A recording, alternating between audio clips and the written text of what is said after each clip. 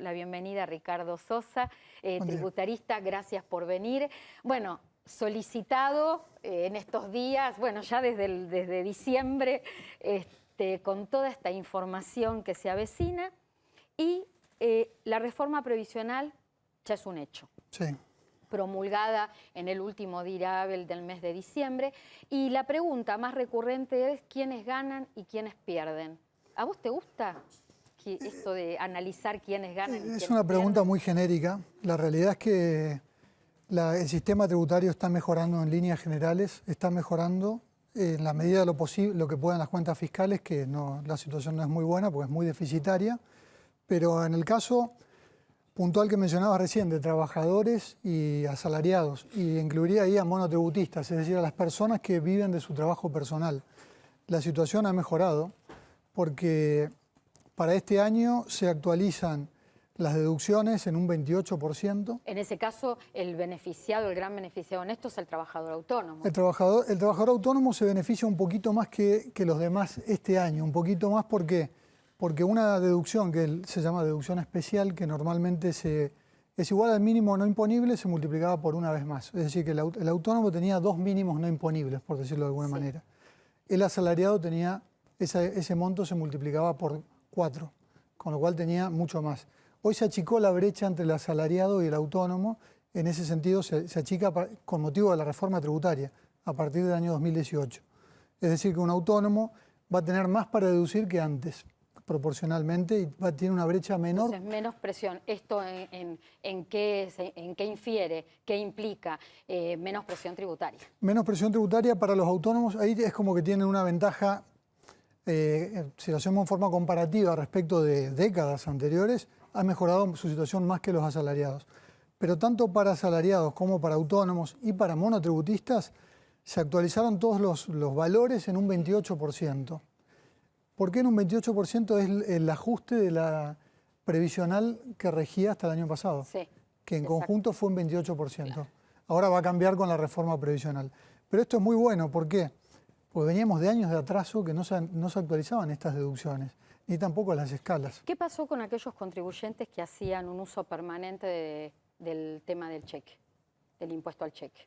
También son los beneficios. El impuesto al cheque es el gran ausente de la reforma impositiva. Bueno. En el proyecto, a mediados de noviembre, el gobierno publicó algunos slides con lo que era el proyecto de reforma, antes de que se conozca el texto. Y ahí estaba incluido una modalidad de cómputo gradual cada vez mayor del impuesto al cheque, para todos. Sí. Para todos, digo, porque hoy en día hay algunos contribuyentes que lo pueden computar, que luego lo menciono. Al final, en el texto de ley y en la reforma que salió, no se incluyó. Nada pasó. Esto forma parte del consenso fiscal. Con las provincias se acordó que el impuesto al cheque se prorrogaría y la realidad es que es un componente importantísimo de la recaudación. Este pacto fiscal tan polémico, ¿no? Este pacto fiscal que fue tan polémico específicamente en lo que tiene que ver con la reforma previsional. ¿Qué pasó con pequeñas y medianas empresas, que son en la Argentina una fuente muy importante de generación de empleo? Bueno, las pequeñas y medianas empresas tienen una ley que los beneficia desde agosto del 2016. Las medianas, pequeñas, las mini, pequeñas y medianas empresas, se llaman las MIPYME según la ley. ¿Qué beneficios tienen? Las mini y pequeñas empresas pueden computar con el 100% del impuesto al cheque. Esas ya están beneficiadas. Esa ley rige hasta el año 2018, inclusive que tienen estabilidad fiscal garantizada. Es decir, ese es un beneficio. También tiene otros beneficios, como que se ha comenzado a conocer bastante tarde, llamativamente, pero que es muy interesante para la inversión. Todo lo que sea inversión en bienes de capital reciben un bono fiscal, y esto funciona, lo aplicamos, de un 10% de la inversión. Lo pueden computar, es decir, si invierten 100 pesos netos, ¿no? Sí. No se computa el IVA, recibirían un crédito fiscal de 10 pesos para usarlo contra los impuestos. Ricardo, ¿y qué pasa con el tema de las contribuciones? La exención o la baja, la reducción en las contribuciones. Bueno, esa es una baja de carácter general que lo que busca es incentivar la regularización de empleos en las escalas más bajas. Sí, tratar de ir apaciguando el trabajo en negro. Esa es una reducción general que va a tener un impacto muy fuerte en la recaudación, de baja. leía que se estimaba que en 3 años eran 615.000 millones de pesos de baja recaudación. Se establece algo que no existía antes, que es un mínimo no sujeto a contribuciones de 12.000 pesos, que es gradual, ¿no? Termina en 12.000 pesos en el año 2020, arranca con una escala menor. Bueno, eso es un beneficio que disminuye costos para las empresas. Hay otros también que fomentan la inversión. ¿Y qué pasa con las economías regionales? Las economías regionales está previsto que haya algún esquema, está previsto en el consenso fiscal, que haya esquemas particulares que no se han reglamentado todavía de beneficios. Sí, en el consenso fiscal, en lo que suscribieron todas las provincias con la Nación, se prevé en materia fiscal una baja gradual de impuestos sobre los ingresos brutos y de sellos en 5 años. Yo decía en la apertura del programa que los cambios en el sistema tributario no se van a implementar solo en el 2018, va a tener varias etapas. Sí. El comienzo es el año 2018 hasta el 2022. Sí, en el caso de, por ejemplo, depende del caso, hay algunas situaciones que se han anticipado. En el caso de impuesto a las ganancias de sociedades, que se baja la alícuota, se anticipó la mayor baja, en la cual culmina en un 25% de alícuota para las sociedades en el año 2020. Antes estaba previsto para el 2022. Y un 13% para el accionista cuando le distribuyen dividendos. ¿Qué busca esta reforma?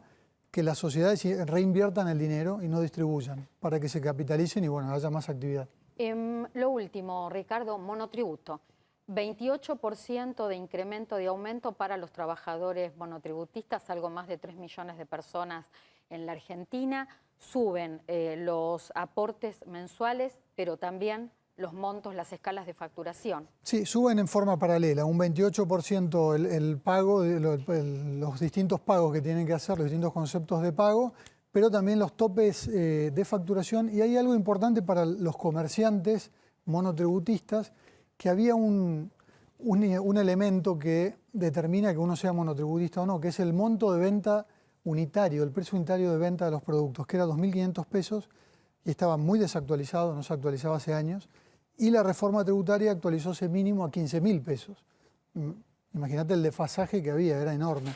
Vamos a decirle a todos los monotributistas que el monotributo es un aporte integrado. Sí, seguridad social y un impuesto único se llama, por eso se llama monotributo, que aglutinaría el impuesto a las ganancias e IVA. Es decir, es todo el tema impositivo junto con el tema previsional, junto con la obra social. Exactamente. Lo único que no se modifica en este incremento del 28% es el monto que se paga por obra social, que para todas las categorías estén en el rubro que estén, ya sea servicios o bienes muebles, va a ser para todos de 536 pesos con 35 centavos. La diferencia va a estar en los montos de facturación anual y en el aporte integrado impositivo previsional. Sí. Sí, esas son las diferencias. Este cambio del precio unitario de venta es importante para quien vende, para el comerciante, y después no hay cambios significativos.